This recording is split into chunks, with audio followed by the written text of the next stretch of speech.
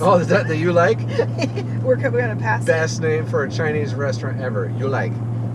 Love it. We're in, we were in Catalina, Arizona, and now we got a big road trip ahead of us, 51 minutes into Tucson to our next RV park, which I think has much higher ratings than our last one. 9.9. Turn right. So just a small little drive. You like a buffet. We'll have a week at a nice RV place. Supposedly has a heated pool. So maybe do a little bit of swimming, throw the kid in, wash him off, and explore a little bit more of Tucson. The drive from Catalina to Tucson was definitely our shortest travel day. It took us longer to tear down and set back up than it did to drive the 50 minutes. We were excited to spend a week in Tucson, and if you've never been, there's a ton to do. Over the next 2 episodes, we're going to show you some of the best places to visit and how to do it. But first, we needed to get settled in at our new RV park, which got a 9.9 rating from Good Sam. The Crazy Horse Campground has over 200 sites, a heated swimming pool, wonderful staff, and is only minutes from downtown Tucson. It also offers some covered RV sites. We just got to the Crazy Horse RV Park in Tucson, and this is our first time undercover. Check this out.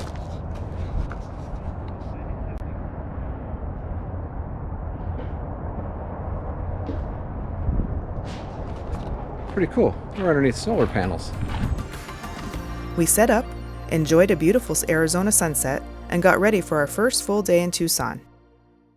So one really cool thing about our RV park here on the outskirts of Tucson, we are less than a mile from the Pima Air and Space Museum.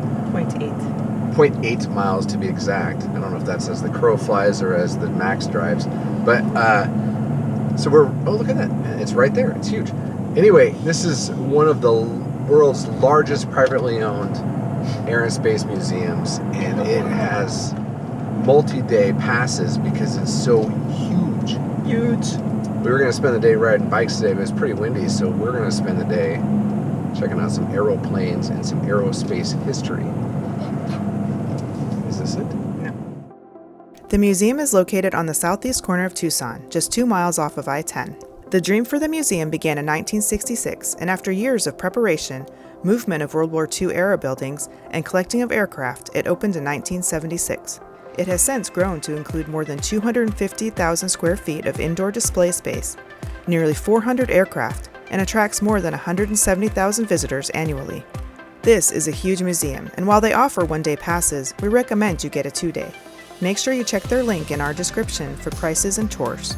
The entrance to the museum will take you into the main hangar, which has an emphasis on icon aircraft throughout history.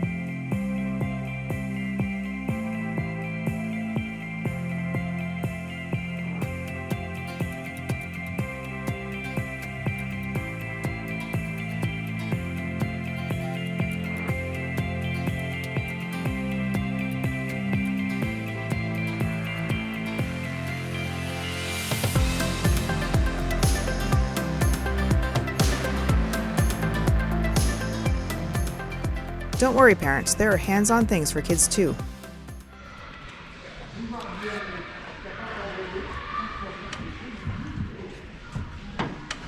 It's not very big, is it? No, this is a plane only kids can fit in. Well, start flying.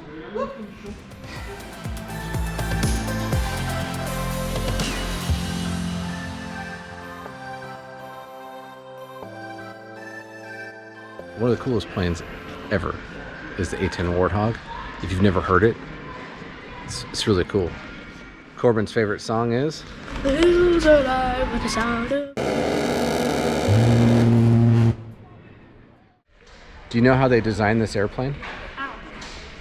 You see this right here?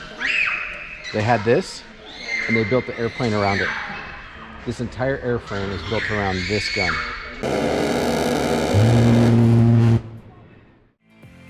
The museum offers a tram tour as well, and if you're limited on time or have issues walking long distances, this is the way to go. The 45-minute tour covers the entire outdoor display area and gives you the history on nearly all of the aircraft.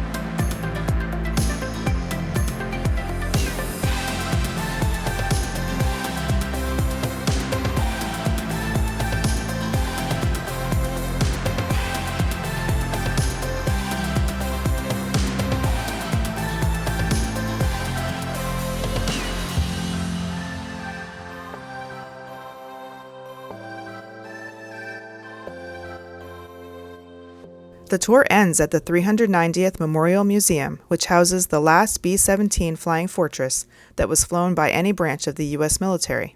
This museum houses over 80,000 documents, photos, and artifacts telling the story of the 390th Bomb Group.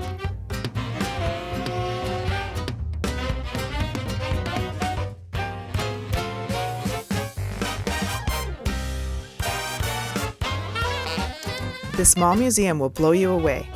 From the artifacts to the models and displays showing what life was like, it's fantastic. And the highlight of the building is the B-17 that takes center stage. There were over 12,731 B-17s produced, and they dropped more bombs during World War II than any other aircraft.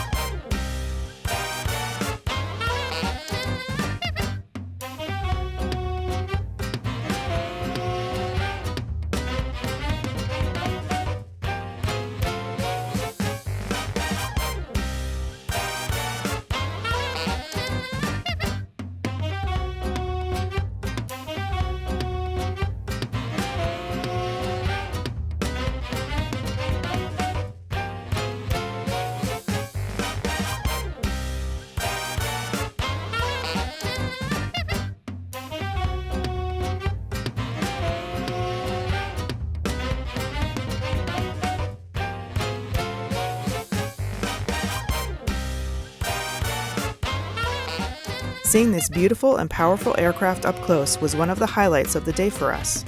We then took some time to walk around the aircraft outside. There are massive bombers,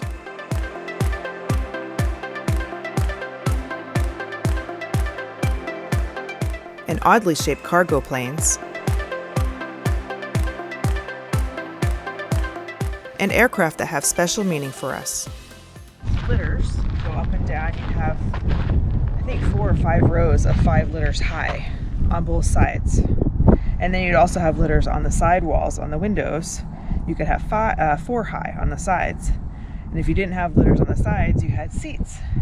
Like the C-130 and the C-17, they're little cargo net seats. You had to pop them off the wall and slide them down and hook them into the floor. But yeah, this is the first one I flew on in Germany. You'll also find a little bit of NASA here too. This is the one they would take up really high, and they would take the astronauts up, and then when on the way down they would feel what it was like to float in space. So they go up really, really high, and then they come down really, really fast. And when they do this, You float. everybody So floats. they would get 30 to 40 seconds worth of float time, so they would have an idea of what it would be like to have no gravity in space. And then they would spew chunks all over the inside. Yep. And that's why it's called the Vomit Comet. All right, so the Pima Air and Space Museum is pretty cool, except for the space part because it's closed temporarily. But the air, I mean, it's amazing. So it's $22 for a 2-day pass for adults. Which makes sense because it's only $3 more than a 1-day pass, and this place is too big to see in 1 day. Yeah, if you really want to experience, yeah. And then $13.50 for a 2-day pass for kids. And then $6 each for a tram ride, which takes you around the the acreage. the outside museum with all the airplanes, Yeah. and you get a cool story about, he said 50 planes of 150 that he Yeah. talked about. So The whole place is close to 80 acres, has over 300 aircraft, or close to 300 aircraft, and it's just so cool. So the tram ride is a great way to get around, get some history, and then go back and start walking around. And they do drop you off at the home of the B-17 Flying Fortress, which is a separate museum all itself for the 390th. It's beautiful inside. So highly recommend that you make this stop. So one of the big reasons that folks come here is to do the Boneyards tour. And unfortunately, you have to apply or reserve 16 days ahead of schedule because they have to do background checks and everything. Even though we both retired from the Air Force less than 3 years ago total, and our security clearances are still good, it doesn't count. So we're not gonna be able to do the tour. So if you're coming this way, plan ahead, at least 16 days prior. So we weren't able to show you the Boneyard tour, but we can give you a glimpse of the Boneyards. We couldn't get a tour inside the Boneyard, but since we have access to the base, we're gonna drive around a little bit and we'll give you some drive-by footage of the Boneyard. It's huge. It's huge. The 309th Aerospace Maintenance and Regeneration Group is the world's largest airplane boneyard and houses over 4,000 aircraft. It is the sole repository for all out-of-service aircraft of the U.S. government. Aircraft here are stored for possible future use or for parts. Seeing the Boneyards from a distance made us regret not planning ahead to take an actual tour.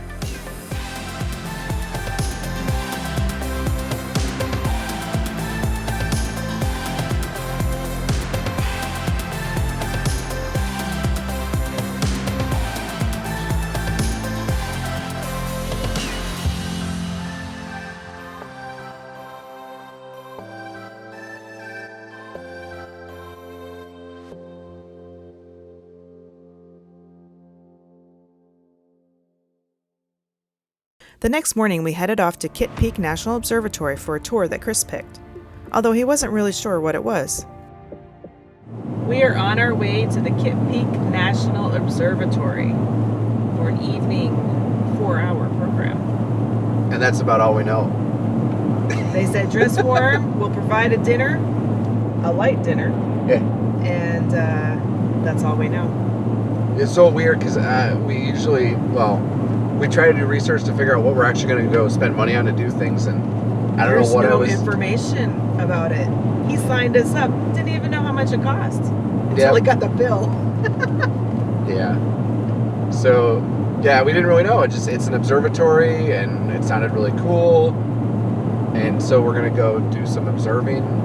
It's a nice, clear night, so hopefully, I guess we're looking at stars. I don't know. I hope so, because otherwise we're sitting outside. It's an outdoor event. This is rare. So you're going to learn what we're going to be doing about the same time that we're learning what we're doing at Kitt Peak, which is somewhere. That's obvious. It's to the left because he's telling us to turn left. We're going to observe and a tour. Okay. The observatory is located 56 miles west of Tucson and is home to the largest collection of research telescopes in the world. It's also at an elevation of 7,000 feet, so take that into account if you have health issues or trouble walking at high altitudes.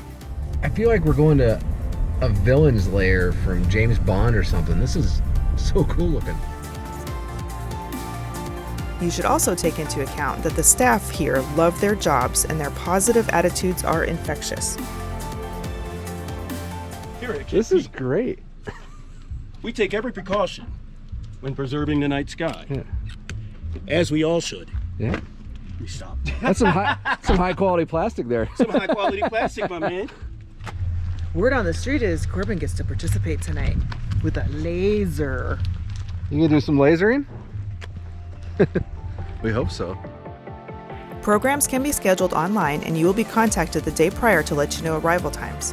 These change due to the sunset times.